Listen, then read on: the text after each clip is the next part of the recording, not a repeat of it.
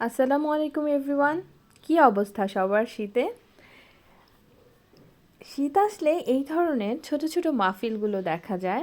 এই মাহফিলগুলো আগে গ্রামে খুব প্রচলিত ছিল, এখন গ্রাম নয়, শহরেও কিন্তু এই মাহফিলগুলো শীত আসলেই দেখা যায়। তেমনই একটি মাহফিল আমার বাসার একদম ঠিক পাশেই হয়েছিল। গিয়েছিলাম, তাই গিয়ে দেখতে পেলাম রাস্তার দুপাশে এরকম ছোট ছোট খাবারের দোকান, পাশাপাশি ছিল প্রচুর বাচ্চাদের খেলনার দোকান। এছাড়াও জায়নামাজ, আতর, তসবি এগুলোও ছিল এখানে। নানান ধরনের মিষ্টিও উঠেছিল, পাশাপাশি গরম গরম জিলাপি ভাজা হচ্ছিল, মুড়ি মাখা ছিল, ভাজা চিংড়ি ছিল। আর এই ধরনের এরকম ছোট ছোট কিছু কসমেটিক্স, বাচ্চাদের খেলনা ছিল।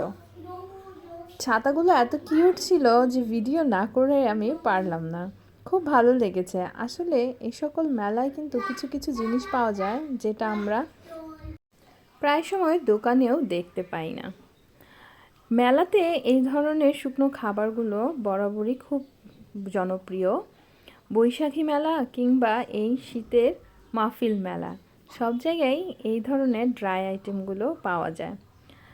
আমি বারবার, আমার সাথে যেহেতু বেবি ছিল তাই বারবার বাচ্চাদের খেলনাগুলোই দেখছিলাম।